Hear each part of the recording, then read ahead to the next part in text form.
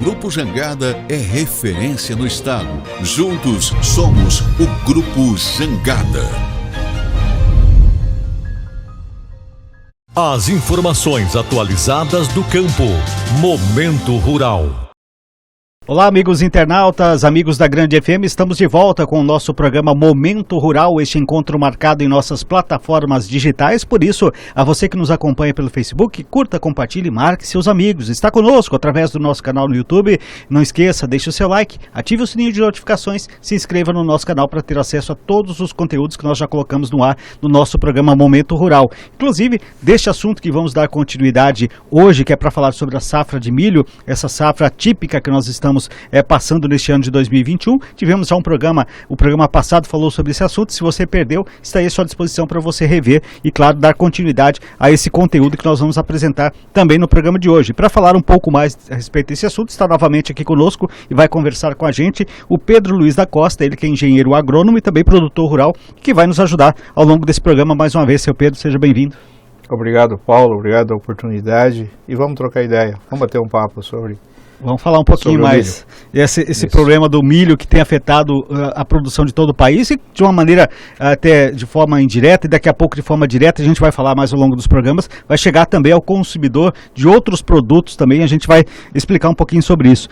As condições atípicas aumentou o custo da produção do milho nesse ano? Não porque nós já tínhamos implantado a lavoura, a hora que aconteceu o estresse hídrico, né? Então, assim, falar desse custo em si, não aumentou, não. Sim. O que faltou foi produtividade para compensar o investimento. Isso, né? Certo? Isso aí faltou, mas o custo em si foi, certo? Aí não teve produtividade, então, certo? Mas assim, o custo em si foi... na hora de fechar a conta, aí você o que você aí investiu, você vai o que ver, você porque produziu, assim, você coloca o balanço. eu mesmo planto a lavoura de milho para colher ali acima de 80 sacos, 100 sacos por hectare, né? Aí você tem lá uma produtividade de 30, 40 sacos, então aí entrou os contratos no meio também, certo? Com preço, né? E vai depender muito exatamente desses contratos de cada produtor, da forma como fez ele também, né, seu Pedro? Seu Pedro, a gente já sabe, e está claro, inclusive do programa passado, a gente está falando e reforçando agora, os prejuízos já são conhecidos e eles não são pequenos. E aí eu falo de uma outra situação que pode gerar um outro problema muito maior, falar de desabastecimento. Se fala exatamente nessa questão da produção que foi menor. Corremos o risco de ter um desabastecimento do país necessitar de importar milho, por exemplo, para dar conta da demanda? Então, porque o Brasil exporta. Eu fiquei pensando nessa... assim, a nossa região, e você pega ali também o Paraná também, então a produtividade foi bastante baixa, né? Só que assim, eu não diria para você que nós vamos ter que importar. Certo? E eu acho assim, que se a gente o Brasil fizer um estudo mais aprofundado, é só parar um pouco de exportar. Certo? Nos anos anteriores. Sim, o nosso consumo é tanto, nós tivemos uma produtividade X, espera aí, esse ano não vai dar até chegar a próxima safra, né? Então, eu tenho vários amigos, um exemplo, no estado do Paraná, Santa Catarina, que era plantadores de soja, esse ano já vai migrar para o milho. Por quê? Devido à oportunidade de mercado, à escassez do produto também, certo? E o milho nessa época do ano, na verdade, a época do milho correta é agora. É colocar agora em setembro, certo? E você aí o milho, a cultura cumpre o seu ciclo normal. Nós estamos falando do safrinha aqui. A safrinha, na verdade, nós quebramos um pouco essa regra do milho, certo? Porque ele não é para esse período da safrinha, certo? Isso aí em 94, eu lembro disso, com a saída do trigo, quando o governo brasileiro começou a trocar produtos por trigo da Argentina, que desmotivou totalmente a produção interna nossa de trigo. Então, aí que entrou como uma opção, então o milho safrinha foi introduzido assim de uma maneira assim, sem muita técnica. Isso. Fizeram valer a pena. Isso, né? ele, na verdade, a cultura do milho alongou o ciclo, certo? Porque ele tem aquele fator de unidade de calor, precisa de X horas de luz para completar o ciclo, então por isso que o milho safrinha, ele alonga o ciclo, certo? E aí consegue ter a produtividade. A gente precisa falar também, quando fala da questão de desabastecimento, que mesmo tendo esse prejuízo, existiam estoques reguladores, estoques da safra passada, sim, que também estavam armazenados. Por isso que existe a Conab, esses órgãos governamentais, que é justamente o quê? Para analisar todo esse cenário de produtividade, certo? Para permitir se exporta, não exporta. Sim. Então, eu acredito, não sou a pessoa mais indicada, mas na minha visão, tem que partir por esse lado. Falando certo? Um pouquinho até da questão da própria lavoura em si, né? Quando você tem, no seu caso principalmente, esse período grande sem chuvas, a falta hídrica na lavoura, ou seja, isso também pode ter afetou a lavoura de alguma maneira no surgimento de pragas, ou isso apenas foi a falta só apenas da água que prejudicou a produção em si? É assim, Paulo, quando você fala, tem umas pragas, um exemplo, você pega o pulgão. Nós tivemos muitos produtores aí, colegas nossos, falando, a cigarrinha do milho me afetou muito, a produtividade. Só que não foi só a cigarrinha, não. Nós tivemos, então, com a incidência da seca, do estresse hídricos, nós temos uma praga fundamental, é o pulgão. O pulgão do milho. Então ele vem num período, um período seco, ele acentua bastante. Acentua. E aí você tem um período maior nessas circunstâncias. Isso. Então na verdade, assim, tem umas pragas que ela tem um hábito dela, um período de estiagem ela ataca maior, ela ataca mais. Entendi. Tá? É como as doenças também, nas culturas, tá? O excesso de chuva, a temperatura ideal, tudo tal, ela se manifesta anos mais, outro menos, né? Então, essa pergunta sua, num período seco, sim, ocorre sim. Tá. Muito bem, nosso programa Momento Rural falando sobre milho, falando sobre a safra, das dificuldades que o produtor vem enfrentando, né, dentro deste ano de 2021 com essas condições atípicas pelo qual nós estamos passando. E o nosso programa Momento Rural é um oferecimento do nosso parceiro, do nosso colaborador, estou falando da Agro Jangada, que é referência no agronegócio em Mato Grosso do Sul, seja na agricultura, na pecuária, também na armazenagem, no tratamento industrial de sementes e distribuição de insumos. Agro Jangada, soluções para o agronegócio ir mais longe. E nós estamos falando de milho aqui no nosso programa Momento Rural. Além da safra em si, que já sofre os efeitos da estiagem, o solo também, como você disse no programa passado, também sente esses efeitos, o Pedro. Vai precisar o produtor rural, como você disse, para aquele que vai começar agora a safra de milho ou fazer outro cultivo, fazer um trabalho especial nesse solo de recuperação para tentar amenizar prejuízos futuros? É assim, eu diria para você, assim, Paulo, assim, é esse planejamento, certo? Como, certo? Então, nós estamos chegando no momento de implantar a cultura da soja.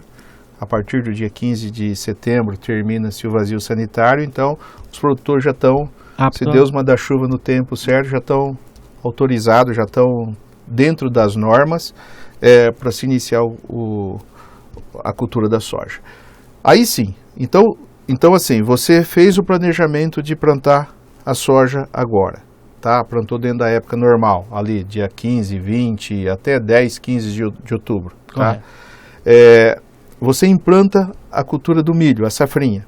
Aí você pode pensar em fazer uma cobertura. Entendi. Certo? Colocar um consórcio de milho com braquiária. Para quê? Justamente para você ter palhada. Então, pegando um gancho na sua pergunta, então, nesse efeito agora, eu diria para você assim, nós temos que planejar para quê? Para ter o maior número de palhada, de massa seca em cima. Com isso, eu vou favorecer a microbiologia do solo, eu vou aumentar, certo? Eu vou aumentar a cobertura. Então, assim, eu sempre falo o seguinte, a matéria orgânica é como se fosse uma esponja. Certo? 1 grama de matéria orgânica, eu absorvo 20 gramas de água. Então, ela é uma esponja. Então, o que eu tenho que fazer? O que o agricultor... Eu tenho que aumentar o teor de matéria orgânica. Consequentemente, você vai... Sim, eu vou ter mais água no solo. certo? Então, um exemplo, eu cultivo 100 hectares, opa, por que esse ano eu não deixo 20 hectares para colocar outras espécies para quê? Para mim ir melhorando a qualidade desse solo futuro. Então o efeito seca, hoje assim, eu diria para você assim, vou fazer o que hoje? Não, eu tenho que olhar o erro, certo? Corrigir. E projetar para o futuro. Como que eu faço isso? Um exemplo, se você pegar dentro da aviação, o que aconteceu? Dentro da aviação, cada avião que... Cada acidente eles corrigem, tiram um aprendizado. Então, nós tivemos um acidente agora. Nós, agricultores, tivemos um acidente. Tá, peraí, como é que nós vamos fazer no futuro? O que eu posso fazer para amenizar essa situação? Peraí, opa, eu perdi porque eu não tinha palhada suficiente. Não, vou fazer a palhada. Certo, eu não, certo. Então, eu tenho que mexer. Então, vamos tirar a lição disso daí. Sim, Pedro. E projetar o futuro. E vamos muito ver. Interessante o que você está dizendo, por exemplo, quando a gente está falando de clima, por exemplo, se o ano que vem for, entre aspas, um clima normal, o que você fez não será perdido, porque você vai aumentar ainda mais a capacidade daquilo que já era produtivo. Sim, então, ou seja, só tem pontos positivos quando você faz isso, né? Então, mas aí eu tenho que botar a cabeça no travesseiro e pensar, peraí, como é que eu posso melhorar isso daqui? Esse sistema meu de cultivo, tá certo? Porque desde a faculdade, assim, a gente vem aprendendo assim, peraí, eu tenho que fazer rotação de cultura. E eu não faço isso, eu estou fazendo o quê? Eu estou fazendo uma sucessão de cultura.